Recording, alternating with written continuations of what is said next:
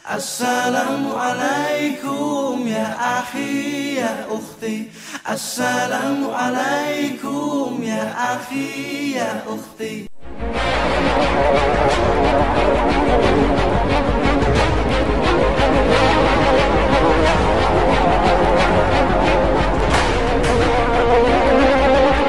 Assalamualaikum warahmatullahi wabarakatuh. Selamat pagi pemirsa Trans 7 Khazanah Ensiklopedia Islam Dunia. Pagi ini hadir ke hadapan Anda untuk berbagi pengetahuan dan saling menasehati dalam kebajikan. Batu permata adalah mineral, batu yang terbentuk secara alam, hasil dari proses geologi dari beberapa unsur alam. Bisa dari unsur bebatuan, kayu, atau tulang yang terkubur ribuan tahun. Batu permata yang paling diminati adalah yang berjenis kristal, seperti berlian, zamrud, safir, dan rubi. Keindahan dan keunikan corak batu permata menjadi daya tarik orang untuk mengkoleksinya. Biasa dipakai cincin, bahkan ada yang digantungkan di kalung. Selama tidak percaya akan khasiat batu tersebut, maka pemakai akan terhindar dari bahaya syirik. Karena khasiat yang dipercaya pada benda, walaupun untuk kesehatan, maka bisa terancam menyekutukan Allah.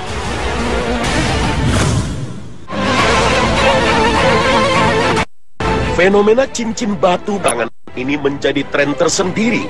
Tak cuma yang tua, anak muda pun tidak masa malu menggunakan aksesoris jari tersebut. Yang sedang tren saat ini adalah batu. Cincin batu akik memiliki banyak jenis, harganya pun beragam, dari puluhan ribu hingga puluhan juta rupiah. Tergantung selera, karena memang tidak ada parameter yang menjamin harga batu. Selain keindahan, kelangkaan dari batu juga menjadi salah satu faktor penting bagi para pengkolektor batu cincin. Cincin sebagai aksesoris tidak hanya dipakai kaum perempuan saja, tapi juga dipakai oleh laki-laki. Hanya saja bagi laki-laki ada larangan apabila memakai cincin atau perhiasan yang terbuat dari emas. Nabi Shallallahu Alaihi Wasallam juga memakai cincin dan berfungsi sebagai stempel surat dakwah yang dikirim ke berbagai penjuru dunia. Sesungguhnya Rasulullah Shallallahu Alaihi Wasallam memakai cincin perak di tangan kanan beliau. Ada mata cincinnya terbuat dari batu Habasyah, Ethiopia. Beliau menjadikan mata cincinnya di bagian telapak tangannya. Hadis riwayat Muslim nomor 2094.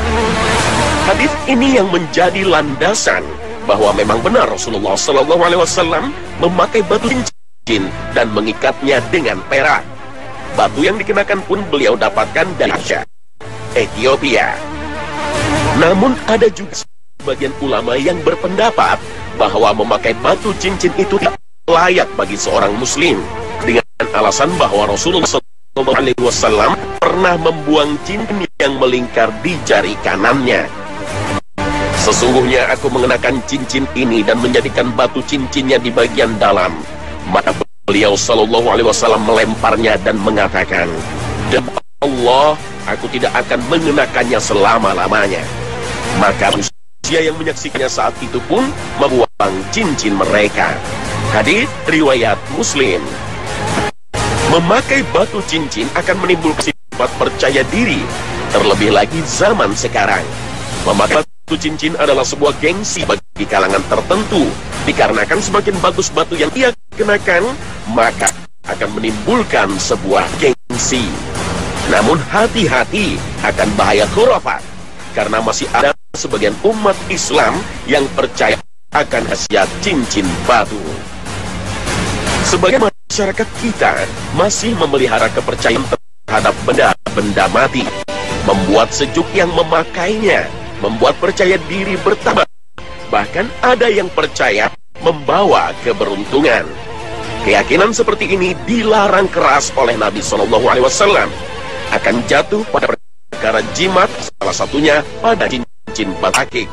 Sebagaimana sabda Rasulullah Shallallahu Alaihi Wasallam dalam sebuah hadisnya, barang siapa yang menggantungkan jimat, semoga Allah tidak mengabulkan tujuan yang dia inginkan. Dan barang siapa yang menggantungkan wada'ah, salah satu jenis jimat, semoga Allah tidak menjadikan dirinya tenang. Hadis riwayat Ahmad, Al-Hakim, dan Ibnu Hibban.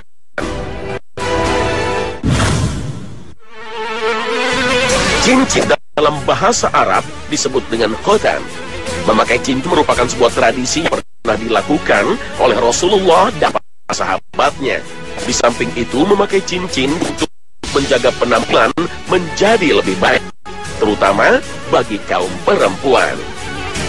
Cincin merupakan aksesori berpakaian. Selain menunjang estetika penampilan, bagi kalangan tertentu memakai cincin juga menjadi identitas tambahan. Desain dan bentuk cincin dari masa ke masa juga mengalami perubahan. Dalam catatan sejarah, kebiasaan memberi dan menerima cincin dalam pernikahan ternyata sudah dimulai sejak lebih dari 4.800 tahun yang lalu. Cincin pernikahan biasanya dipasang di jari manis. Kebiasaan posisi jari ini konon berasal dari kepercayaan bangsa Tudor abad ke-16 Masehi, bahwa jari manis tangan kiri berhubungan dengan pembuluh darah yang berhubungan langsung dengan jantung. Dari pemahaman ini, lalu muncul semacam pemaknaan sang pemakai cincin berada dalam sebuah hubungan yang menyangkut perasaan hati dan detak jantung. Bagi wanita, cincin bisa menunjukkan status sosial, kemapanan tingkat ekonomi, dan membuat mereka terlihat makin cantik. Begitu juga bagi pria. Cincin pernah dipakai oleh Nabi Shallallahu Alaihi Wasallam. Bahkan diceritakan dalam sejarah bahwa Nabi Sulaiman dan Nabi Daud alaihissalam juga memakai cincin. Para sahabat Nabi Shallallahu Alaihi Wasallam seperti Abdullah bin Umar dan Abdullah bin Az-Zubair pernah meniru apa yang dilakukan Rasulullah Shallallahu Alaihi Wasallam sebagai bentuk kecintaan kepada Rasulullah Shallallahu Alaihi Wasallam. Abdullah bin Mas'ud pernah memakai cincin yang terbuat dari besi, sedangkan Imam Abu Hanifah pernah memakai cincin yang terbuat dari perak. Diriwayatkan dalam sebuah hadis, cincin Rasul Shallallahu Alaihi Wasallam di tanganku, lalu setelahku dipakai oleh Abu Bakar, dan setelah dari tangan Abu Bakar dipakai Umar, lalu pada tangan Utsman, dan kemudian jatuh di sumur Aris. Hari kami mencarinya, namun kami tidak menemukannya. Ini riwayat Bukhari. Rasulullah pada awalnya memakai cincin yang terbuat dari emas, sebelum adanya larangan memakai cincin emas bagi kaum laki-laki. Ada juga cincin Rasulullah yang terbuat dari perak, sebagaimana yang diceritakan oleh Ibnu Qayyim dalam kitab tarikhnya Zadul Ma'ad, bahwa Rasulullah Sallallahu Alaihi Wasallam ketika kembali dari Hudaybiyah, beliau menulis surat kepada para penguasa di timur dan di barat. Maka ketika Rasulullah menulis surat kepada Raja Romawi, beliau menggunakan cincinnya yang terbuat dari perak sebagai stempel. Karena pada cincinnya ada 3 ukiran. Ukiran pertama, kalimat Muhammad. Ukiran kedua adalah Rasul, dan ukiran ketiga adalah lafaz Allah. Beliau menggunakan cincinnya sebagai stempel terhadap surat-surat yang dikirimkan kepada para raja ketika itu.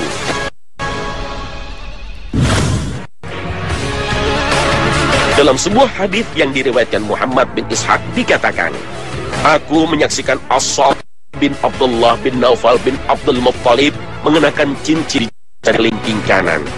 Maka aku berkata, apa ini? Ia menjawab, aku pernah melihat Ibnu Abbas mengenakan cincinnya seperti ini dan menjadikan batu cincinnya di bagian luarnya.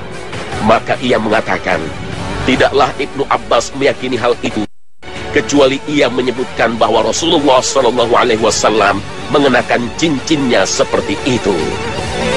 Selain jari kelingking kanan, Rasulullah juga pernah menyematkan di jari kelingking kirinya, sebagaimana yang diceritakan oleh sahabat Anas bin Malik, bahwa aku pernah melihat putih cincinnya Nabi Shallallahu Alaihi Wasallam di jari kirinya. bahwa Rasulullah Shallallahu Alaihi Wasallam pernah mengenakan cincinnya di jari kelingking yang kanan dan pernah juga menyematkan cincinnya di jari kelingking yang kirinya. Dari dua perbedaan ini, para ulama menetapkan sesuai dengan ijma bahwa para fuqaha membolehkan menyematkan cincin pada kelingking jari kanan dan membolehkan menyematkan cincin pada jari kelingking tangan kiri. Namun yang lebih utama adalah tangan kanan. Adapun kebanyakan dari mazhab Syafi'i juga menganjurkan untuk dikenakan di jari kelingking tangan kanan, karena tangan kanan lebih utama. Cincin merupakan perhiasan, maka tangan kanan lebih utama dan lebih berhak untuk perhiasan dan kemuliaan. Sebagaimana sabda Rasulullah Sallallahu Alaihi Wasallam, sesungguhnya Rasulullah Sallallahu Alaihi Wasallam memakai cincin perak di tangan kanan beliau. Ada mata cincinnya terbuat dari batu Habasyah, Ethiopia. Beliau menjadikan mata cincinnya di bagian telapak tangannya. Hadis riwayat Muslim. Lalu bagaimana hukumnya memakai cincin di jari tengah dan telunjuk? Ternyata ada larangan apabila memakai cincin pada jari telunjuk dan jari tengah. Sebagaimana hadis yang bersumber dari sahabat Ali bin Abi Thalib bahwa Rasulullah Shallallahu Alaihi Wasallam bersabda, Rasulullah Shallallahu Alaihi Wasallam melarangku untuk memakai cincin di kedua jariku ini atau ini. Ali isyaratkan kepada jari tengah dan yang selanjutnya, yaitu jari telunjuk. Hadis riwayat Muslim. Para ulama berselisih pendapat tentang larangan pada hadis ini. Apakah larangan ini jatuh kepada haram atau makruh? Namun para ulama juga sepakat bahwa larangan ini hanya berlaku bagi kaum laki-laki. Adapun bagi kaum perempuan bebas untuk memakai cincin di jari mana saja. Juga para wanita dibolehkan untuk berhias dan memakai hiasan yang terbuat dari emas. Imam An-Nawawi rahimahullah berkata, kaum muslimin telah berijma sunnahnya lelaki memakai cincin di jari kelingking. Adapun wanita maka boleh memakai cincin di jari-jari mereka.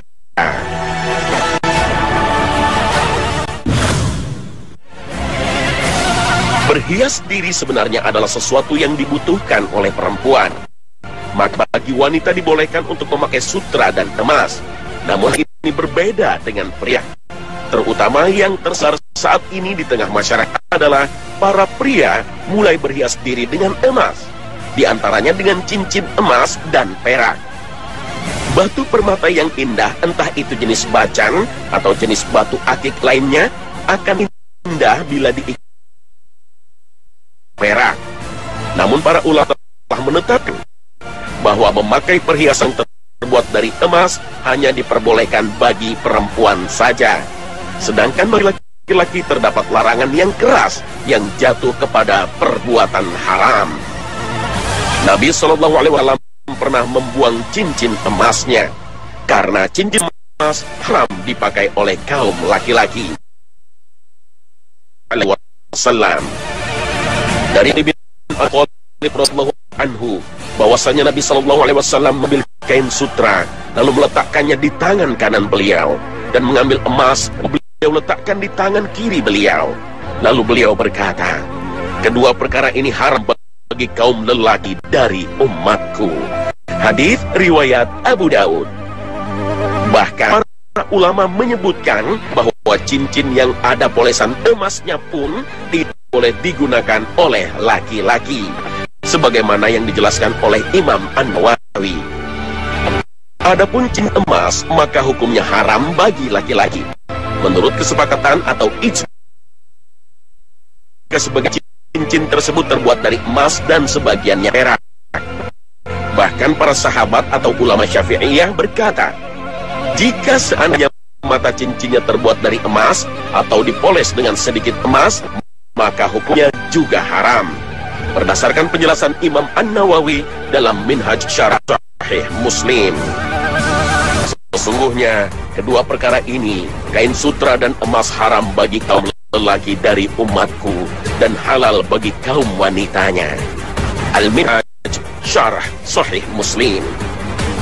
Para ulama juga menfatwakan bahwa jam tangan yang terdapat emasnya, maka tidak boleh digunakan oleh laki-laki. Sebagaimana dikatakan oleh Syekhul Imam Al-Utsaimin rahimahullah, jam yang dipoles dengan emas boleh bagi wanita, namun bagi para lelaki maka haram. Majmu' Al-Fatawa Syekh Utsaimin. Lalu bagaimana dengan cincin berbahan besi? Dalam hadis yang diriwayatkan oleh Abdullah bin Amr bin Al-As, bahwasanya Rasulullah sallallahu alaihi wasallam bersabda, Nabi sallallahu alaihi wasallam melihat salah seorang sahabat memakai cincin dari emas, maka Nabi pun berpaling darinya. Lalu sahabat tersebut pun membuang cincin tersebut, lalu memakai cincin dari besi. Maka Nabi sallallahu alaihi wasallam berkata, ini lebih buruk. Ini adalah perhiasan penduduk neraka. Maka sahabat tersebut pun membuang cincin besi dan memakai cincin perak, dan Nabi mendiamkannya. Hadis riwayat Ahmad dan Al-Bukhari. Sebagaimana yang dijelaskan dalam kitab Aunul Ma'bud, bahwa cincin besi merupakan perhiasan penduduk neraka.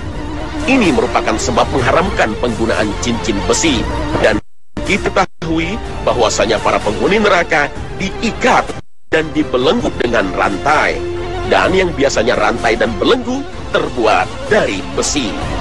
Allah Subhanahu wa Ta'ala berfirman, dan untuk mereka cambuk-cambuk dari besi. Al-Quran Surah Al-Hajj ayat 21. Dan dari sini juga bisa difahami bahwasanya larangan memakai cincin besi mencakup laki-laki dan perempuan, karena keduanya dituntut untuk tidak menyerupai penduduk ahli neraka. Ada juga sebagian ulama yang mengharamkan cincin yang terbuat dari tembaga, karena tembaga juga merupakan perhiasan penduduk neraka. Allah Subhanahu wa Ta'ala berfirman, maka orang kafir akan dibuatkan untuk mereka pakaian-pakaian dari api neraka. Al-Quran Surah Al-Hajj ayat 19. Sa'id bin Jubair menafsirkan pakaian dari api tersebut dengan kalimat nuhas.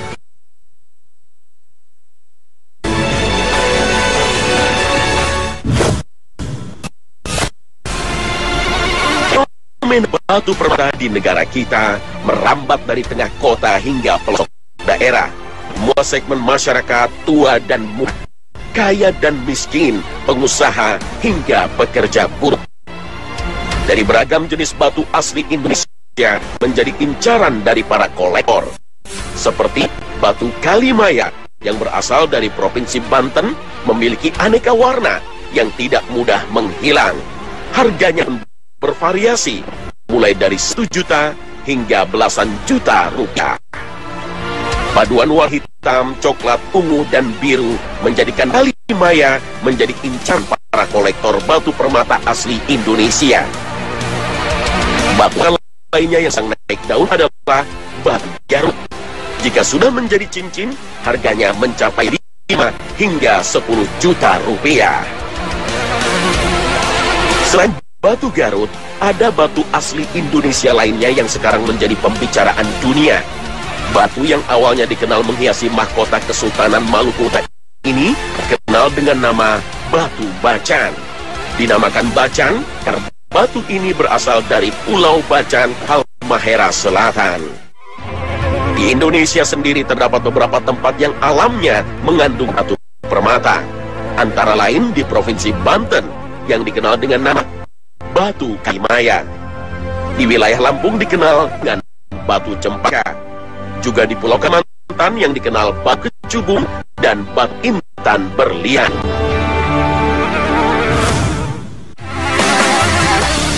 Para pecinta barang antik, jenis batu akik bukanlah hal yang baru.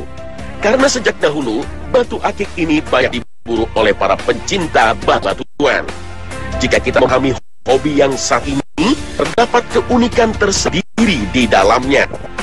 Batu akik yang biasa kita ketahui menjadi hias cincin bagi para pria yang sering memakainya.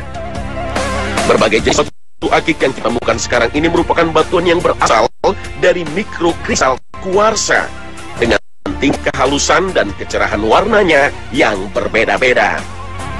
Para pecinta batuan sangat mengenal betul urat-urat atau garis-garis yang berada di batu. Seperti batu virus yang merupakan salah satu batu mulia yang memiliki berbagai macam warna dan jenis.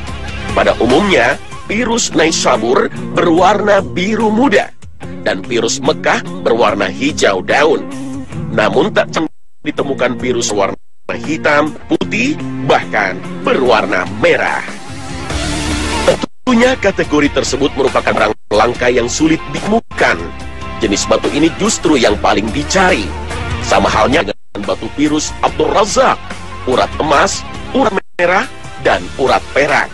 Jenis-jenis batu akik tersebut memang dianggap mampu memberikan kemudahan-kemudahan dalam hidup. Namun yang perlu diingat adalah tidak ada kekuatan kecuali kekuatan yang besar dan datang dari Allah sebagai Sang Pencipta. Hendaknya dalam menyikapi hal-hal seperti ini dilakukan dengan bijak. Mencintai batu sebatas keindahannya saja, seperti kita mencintai kekayaan alam lain yang juga ciptaan Allah Jalla Jalaluhu. Islam memandang tidak ada yang bisa memberi manfaat dan pertolongan dari berbagai benda yang ada, termasuk di dalamnya berbagai jenis batu cincin. Hanya Allah lah tempat bergantung semua makhluknya. Seandainya manusia percaya bahwa batu cincin memberikan keberkahan dan mendatangkan kedamaian, maka sama saja orang tersebut sudah menandingi kekuasaan Allah. Islam tidak melarang seseorang untuk memakai cincin. Akan tetapi, Islam melarang cincin tersebut dijadikan jimat. Apalagi percaya terhadap khasiat yang akan mendatangkan kedamaian dan pertolongan dalam kehidupan manusia. Tidak ada kedamaian dan pertolongan selain dengan pertolongan Allah. Semoga dengan tayangan ini, tidak tauhid akan keesaan Allah semakin kuat.